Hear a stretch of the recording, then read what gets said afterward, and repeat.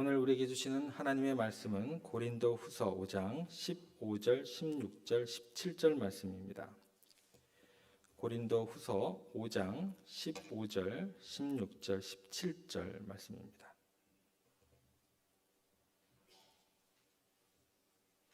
제가 가진 성경책 신약 291페이지입니다. 저희가 한 절씩 읽고 마지막 절은 함께 읽겠습니다. 그가 모든 사람을 대신하여 죽으심은 살아있는 자들로 하여금 다시는 그들 자신을 위하여 살지 않고 오직 그들을 대신하여 죽었다가 다시 살아나신 이를 위하여 살게 하려 함이라.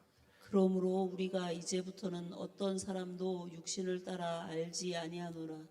비록 우리가 그리스도도 육신을 따라 알았으나 이제부터는 그같이 알지 아니하노라.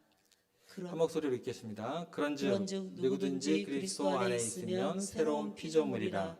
이전 것은 지나갔으니 보라 새 것이 되었도다. 아멘. 오늘 말씀의 제목은 변화된 사람이라는 제목으로 함께 은혜를 나누고자 합니다. 여러분들이 잘 아는 닉 부이치치라는 사람이 있습니다. 다 아시죠? 닉 부이치치.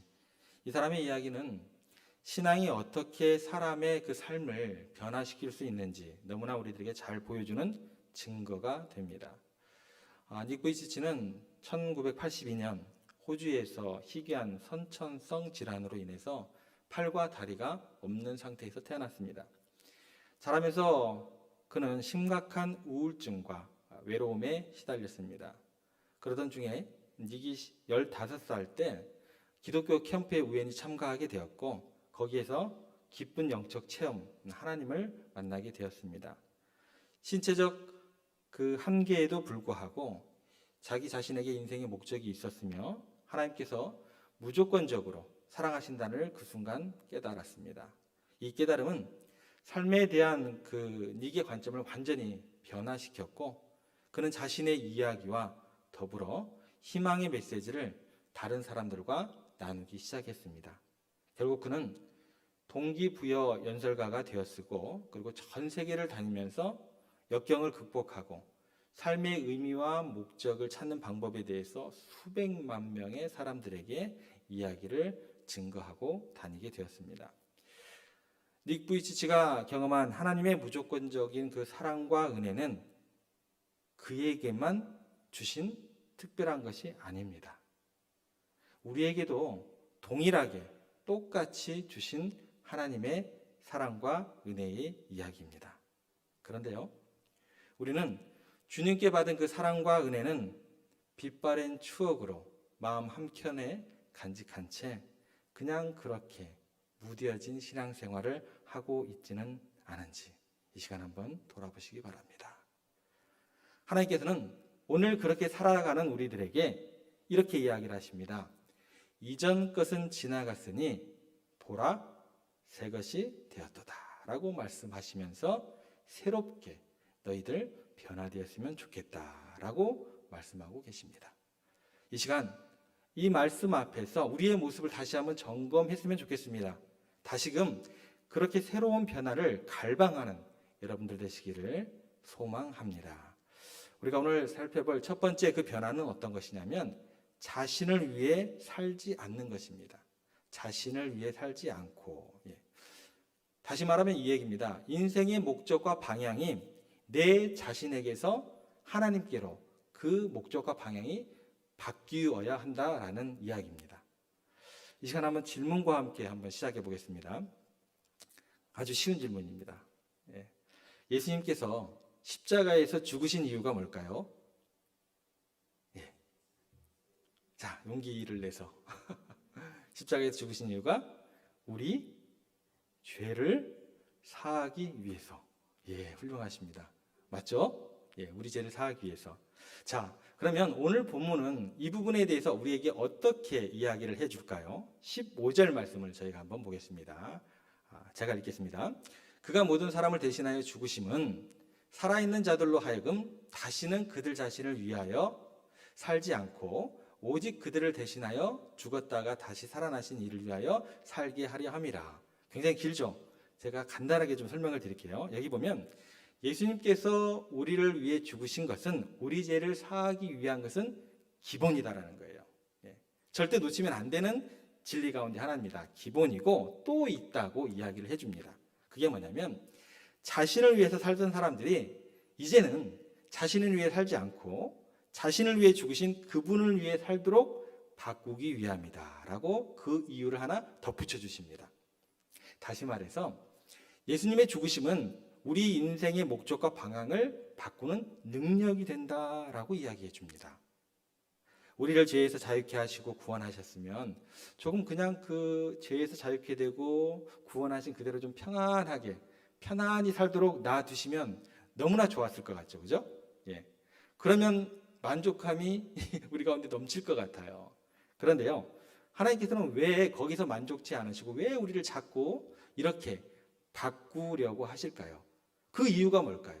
예, 그 이유가 있다라는 거예요.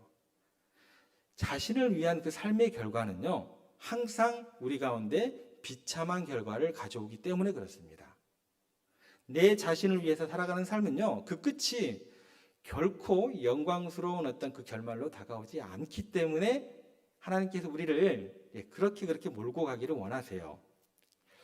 모든 사람들은요, 태어나면서부터 철저하게 타인 중심적이 아니고 자기 중심적입니다.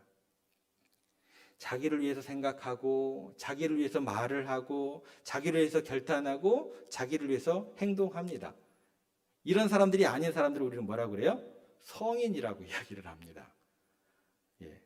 모든 사람들은요, 지극히 자기 중심적으로 바라보고 행동하고 결단하고 그렇게 나아갑니다. 그러다 보니까 결과적으로는 어떤 결과가 주어지냐면 다른 사람에게 늘 상처가 주어지게 됩니다. 심지어 나를 위해서 헌신하는 것 같은 그 사람마저도 나중에 보면 나를 위해서 헌신한 것이 아니었어요. 순전히 자기의 이익을 위해서 그렇게 나를 위해서 봉사하고 헌신하는 경우를 우리가 종종 경험을 하게 됩니다. 이것 깨닫고 나면요, 그 사람이 가족이건 그 사람이 제 나이를 친한 친구였던 건 나에게 주어지는 건 뭐만 남냐면 상처만 남게 됩니다. 이게 우리들이 살아가는 세상의 이치입니다. 또한 상처받는 본인 역시 그 사람과 함께하는 시간 동안 그 사람을 생각할까요? 나만 생각할까요? 그 사람이 나를 열심히 위해서 봉사해주고 있어요. 근데 그 사람에 대한 생각보다도 나에 대한 생각이 더 투철합니다. 내가 섬김을 받고 있으면서도 도와주는 그 사람에 대한 생각을 아닌 또 자기 자신을 위한 생각만 하고 있었기 때문에 그 상처가 더 크고 더 아프게 다가올 수밖에 없게 됩니다. 심지어 이게 어디까지 미치게 되냐면 하나님이 온 세상의 운행자가 되면 안 됩니다. 하나님이 온 세상의 운행자가 아니라 자기 자신이 온 세상의 운행자가 되는 것처럼 모든 것이 어떻게 해요? 자기 중심으로 돌아가야만 우리 인간들은 속이 후련합니다. 이게 지극히 자기 중심적인 인간의 본성이다라는 것입니다. 그래서 하나님께서는 이런 인간의 본질적인 어떤 특성에 대해서 인간의 그 상태를 다음과 같이 진단을 하셨습니다. 디모데후서 3장 1절 2절에 보면 하나님께서 우리의 자기 중심적인 어떤 그런 상태에 대한 진단입니다. 한번 보시기 바랍니다. 너는 이것을 알라. 우리가 전부 알아야 된다라는 거예요. 말세에 고통하는 때가 이르러 사람들이 뭐라고 나오죠? 자기를 사랑하며. 바꿔 얘기할게요. 자기 중심적인 사람들이다라는 거예요. 자기를 사랑하며. 이 다음부터는 이제 어떤 얘기가 나오게 되냐면 인간들이 자기를 사랑하는 그 증상에 대해서 쭉 열거가 됩니다. 어떤 것들이 있는가 한번 살펴볼게요. 돈을 사랑하며. 어때요? 그런 것 같으세요? 돈을 사랑하며, 자랑하며, 자랑을 수지로 하죠. 그 다음에 교만하며, 비방하며, 심지어 이게 어디까지 갈까요? 부모를 거역하며 감사하지 아니하며, 그 다음에 더 가슴 아픈 이야기가 나옵니다. 거룩하지 아니하며. 가슴 아픈 이유가 뭘까요? 하나님에 대해서 거룩하지 아니하며. 여기까지 연결이 됩니다. 이 모든 시작이 뭐라고 나왔죠? 자기를 사랑하기 때문에 죄악과 상처가 가득할 수밖에 없다. 이게 누구의 진단이에요? 하나님의 진단입니다. 프랑스에 가난한 작은 마을이 있었습니다. 마을이 너무나 가난하다 보니까 우리가 어떻게 해서든지 한번 힘을 모아서 우리 마을을 한번 발전시켜 봅시다 해서 마을 사람들이 다 모였어요. 그래서 마을 회의가 이제 그것 가운데 이루어지게 됩니다. 어떤 사람이 제안합니다. 마차가 2대 있는 사람은 마을의 발전을 위해서 한 대를 기증합시다. 어떻게 됐을 것 같으세요? 만장일치로 박수치고 결의가 됐습니다. 다음 사람이 이야기를 합니다. 마차에 말이 필요하니까 말이 2마리 있는 사람은 말 1마리 기증합시다. 또 다 찬성했어요. 다음 사람이 이야기합니다. 그 말과 마차가 있으면 헛간도 필요하니까 우리가 2개 이상인 사람은 하나를 내놓읍시다. 또 박수를 치면서 다 찬성했습니다. 그런데요, 그렇게 회의가 진행되고 있는 동안은 한쪽 그 귀퉁이에서 정말 얼굴이 어두워지면서 침묵하고 있던 한 사람이 있었습니다. 그 사람이 손을 들고 이렇게 이야기를 합니다. 여러분도 알다시피 저는 가진 것이 거의 없습니다. 제게 가진 거라고는 닭 2마리밖에 없습니다. 저도 마을을 위해서 뭔가 하고 싶습니다. 내놓고 싶은데 2마리 닭 가진 사람은 그 중에 1마리를 내놓읍시다. 의견을 냈습니다. 그랬더니 갑자기 사람들이 시끄러워지기 시작해요. 의견이 분분해지기 시작했고 말도 마차도 헛간도 다 내놓겠다고 했던 사람들인데 닭 1마리 내놓자는 그 의견에는 반대를 했습니다. 통과가 되지 않았어요. 왜 그랬을까요? 이유가 뭘까요? 그 마을 사람들은 전부 다 너무나 가난한 사람들이었습니다.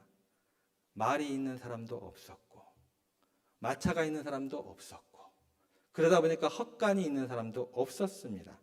그런데요, 닭 2마리는 다 있었거든요.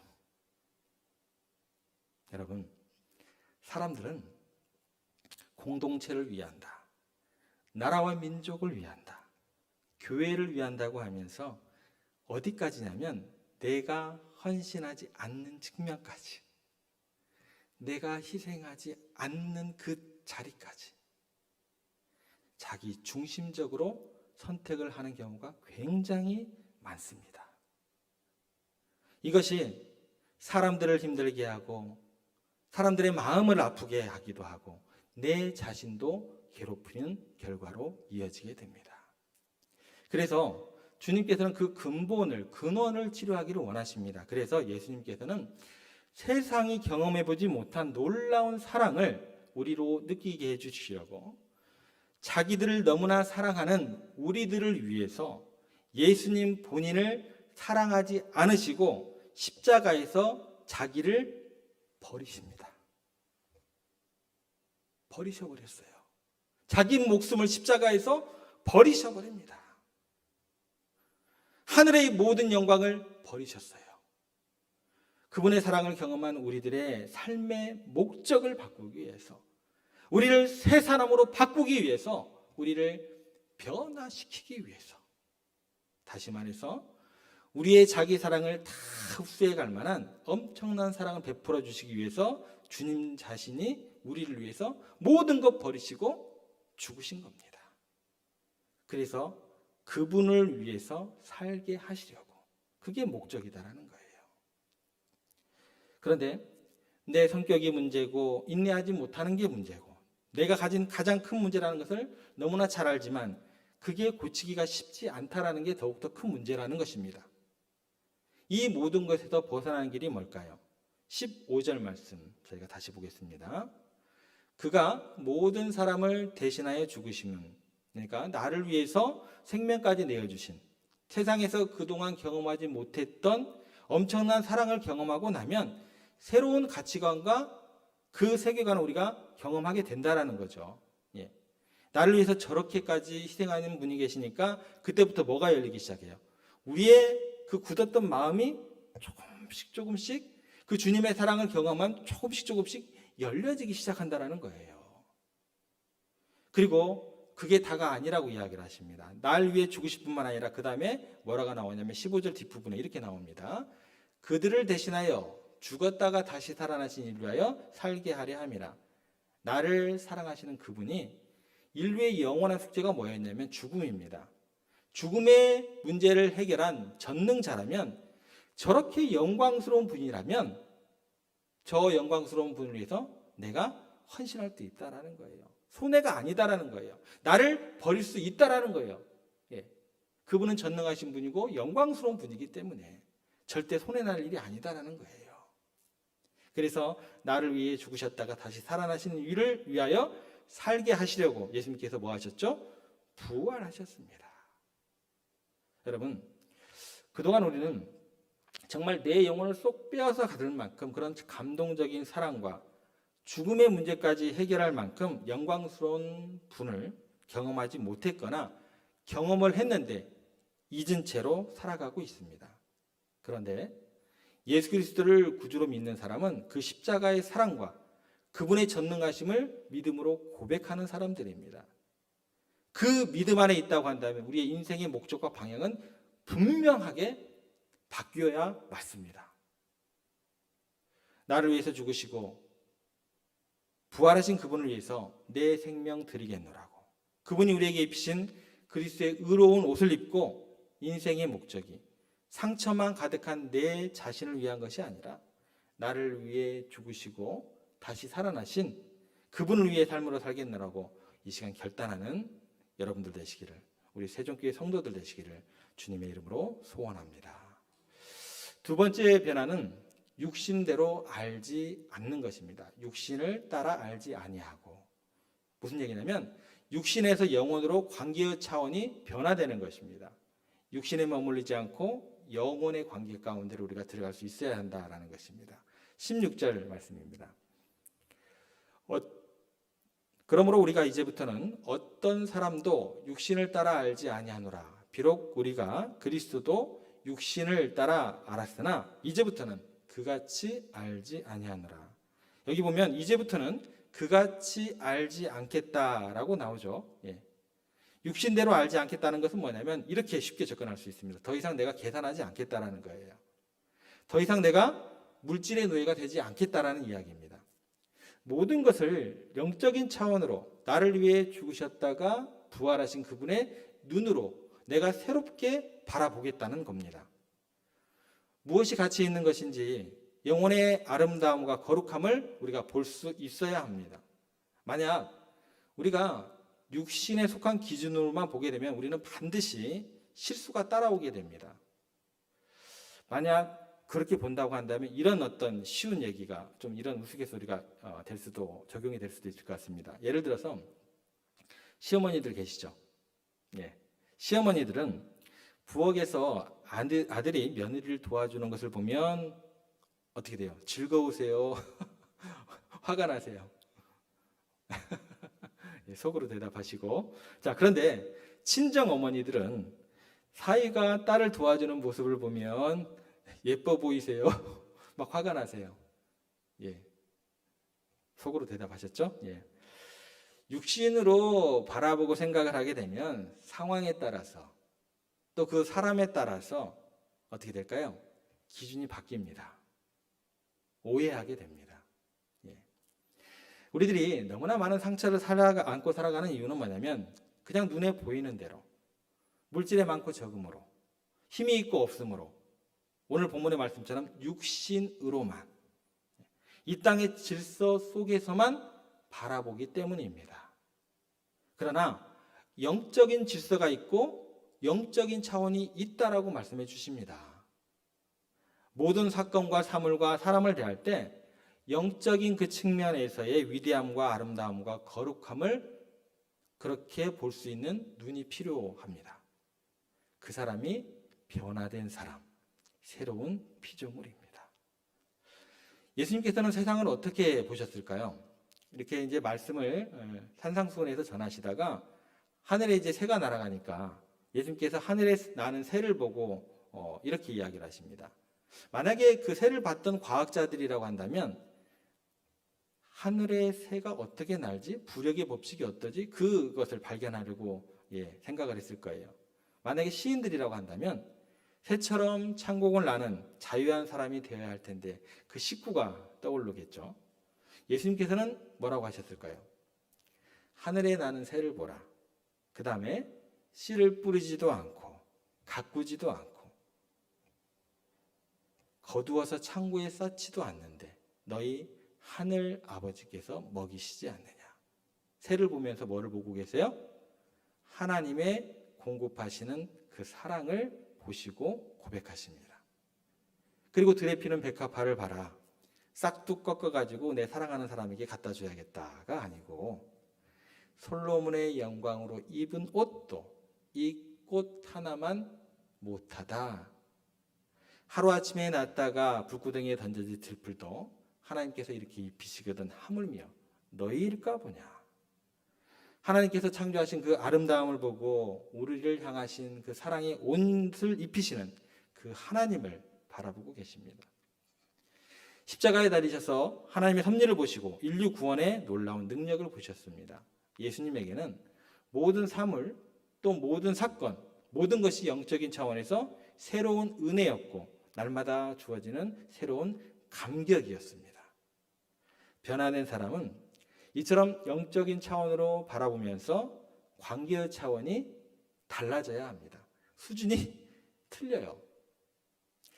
어떻게 하면 흠을 잡을까, 문제를 발견할까가 아니라 우리는 하늘의 시민권을 가진 사람들이기 때문에 하늘에 기억될 만한 것, 하나님께 추억이 될 만한 것, 하나님이 주고 싶은 것들을 만들어가는 그런 삶을 살아가야 합니다. 꼭 그렇게 놀라운 새로운 세계, 영적인 차원과 그 질서 속에서 하나님께서 이 땅 가운데 우리를 보내신 그 목적을 이루어가고 그렇게 아름다운 세상을, 아름다운 하나님 나라를 만들어 가시고 거기에서 기쁨과 행복을 누리는 여러분들 되시기를 간절히 소망합니다. 세 번째 변화는 새 것이 되었도다. 새 것으로의 변화입니다. 이건 뭐냐면 존재 자체가 변화되었다라는 거예요. 감히 상상할 수도 없을 정도의 너희들은 귀한 존재가 되었다라는 이야기입니다. 17절 말씀 보겠습니다. 그런즉 누구든지 그리스도 안에 있으면 새로운 피조물이라 이전 것은 지나갔으니 보라 새 것이 되었도다. 여기 보면 앞에 좀 띄워주세요. 그리스도 안에 있으면 예수님 안에 있으면 뭐가 되었다는 거냐면 새로운 피조물이 되었다라는 거예요. 다시 좀 이렇게 접근을 해볼게요. 예수님이 내 안에, 나는 어디 안에? 예수님 안에. 내가 예수님 믿기만 하면 예수님의 생명이 내 안에 들어오기 때문에 신의 생명이 내 안에 들어오는 것이기 때문에 내가 새로운 존재가 자연스럽게 되는 것입니다. 이것은 이거예요. 우리가 첫 번째 살펴본 게 뭐였죠? 목적이나 방향성이 바뀌는 그 정도가 아니에요. 두 번째 뭐죠? 관계가 변화되고 시각이 변하는 정도가 아니에요. 이 존재의 변화라는 것은 뭐냐면 우리가 영적인 존재가 된다라는 이야기입니다. 새로운 생명을 얻게 되었다는 이야기입니다. 우리에게 뭐라고 이야기를 하시냐면 하나님의 자녀가 되는 권세를 주셨다라고 이야기를 하셨어요. 하나님은 신이에요, 인간이에요? 신이시잖아요. 그러면 신이신 하나님의 자녀는 뭐가 되는 거예요? 신이 되는 거예요. 예수님을 믿으면 하나님의 생명이 내 안에 있기 때문에 그냥 그 윤리적으로 훌륭한 인격이다, 인격자다 이 정도로 끝나는 게 아니라 우리가 신의 성품에 참여하는 자가 되는 거예요. 그래서 우리가 죽어도 다시 사는 이유가 뭐예요? 신은 영생의 존재이기 때문에 우리도 신적인 질의 삶을 살게 된다라는 거예요. 신의 성품과 신적인 그 삶을 우리 가운데 주신 그 축복의 말씀이 뭐예요? 하나님의 자녀가 되는 권세를 너희에게 주신다라고 이야기를 하셨습니다. 그런데 누가 그렇게 돼요? 누구든지 그리스도 안에 있으면 예수님이 내 안에, 나는 예수님 안에. 한 사람 한 사람 모두 그리스도 안에서 존귀한 신적인 존재가 됐음을 우리가 믿어야 합니다. 죽어도 다시 살 줄로 우리는 믿습니다. 아테네의 유명한 지도자 가운데 테미스토 클레스라는 사람이 있었습니다. 장군이면서 정치가이면서 집정관이었습니다. 이 사람이 첫 아들을 낳았을 때 친구들이 다 와서 축하를 해줬어요. 이 사람이 너무나 기뻐가지고 그 아이를 보면서 이렇게 이야기를 합니다. 이 아이는 장차 아테네를 넘어서 그리스 전체를 지배할 위대한 사람이 될 거야. 친구들이 이야기를 합니다. 그 깐난 아기를 들고 그렇게 말할 수가 있는가? 그랬더니 이런 말을 합니다. 이 아이는 내 아내의 마음을 완전히 빼앗아간 아이야. 그 아내는 내 마음을 완전히 빼앗아갖고 나를 지배하고 있어. 그리고 나는 아테네를 다스리고 있어. 아테네는 그리스 전체의 가장 중요한 국가 아닌가? 그러면 이 아이는 그리스 전체를 지배하는 것이나 마찬가지 아닌가라고 대답을 했습니다. 여러분에게 온전히 마음을 뺏기신 분이 있습니다. 누구이실까요? 예수님. 얼마나 마음을 우리 가운데 뺏기셨는지 하늘의 영광과 천군 천사도 다 마다하시고 그들의 경배마저도 다 포기하시고 하나님의 본체이신 분이 자기를 비워서 육신을 입고 죄인의 형체로 오셔서 우리에게 그 사랑을 고백하셨습니다. 예수님께서 우리를 구원하기 위해서 하늘이 움직인 사건입니다. 모든 질서가 파괴되었습니다. 엄청난 기적의 사건이 일어난 것입니다. 그러면 여러분, 한 사람이라는 존재는 아테네 지도자의 아들 정도가 아니라는 거예요. 하나님의 사랑을 받는 존재이기 때문에 놀라운 권세를 지닌 존재가 여러분들이십니다. 더 이상 옆에 있는 사람들이 여러분을 평가하는 대로 그렇게 내 자신을 던지지 마세요. 아니, 옆에 있는 사람은 고사하고 제가 제 자신을 봐도 한심한데요? 아니요. 하나님께서 여러분들을 보시는 눈은 전혀 다르십니다. 하나님이 보시는 대로 그것은 사건이 됩니다. 위대한 존재로 우리를 규정하셨기 때문에 우리는 반드시 하나님의 자녀들로 새로운 피조물로 그렇게 거룩한 존재로 입증될 줄로 믿습니다. 이런 말이 있습니다. 말 한마디가 인생을 바꾼다. 너무나 유명한 말이죠. 말 한마디가 우리의 인생을 바꿀 수 있다고 한다면 천지를 말씀으로 창조하신 분의 그 말씀이 오늘 여러분에게 임하신다고 한다면 우리 가운데 얼마나 놀라운 변화가 우리 가운데 일어나겠습니까? 그 하나님의 말씀을 붙드시고 새로운 피조물이 된 그 감격을 가지고 우리가 살아갈 수 있어야 합니다. 우리는 하늘의 시민권을 가진 사람들입니다. 그렇다면 내가 하나님 앞에 설 때를 생각하면서 그렇게 새로운 피조물로 역사의 주인공으로 어떻게 살아가야 되고 어떻게 보여야 될지를 생각하면서 다른 차원에서 오늘의 사건을 해석하고 경험할 수 있어야 합니다. 그렇게 변화된 사람으로 하나님 앞에 사랑스러운 자녀들로 새롭게 다시 출발하게 되는 여러분들 되시기를 주님의 이름으로 간절히 부탁드립니다.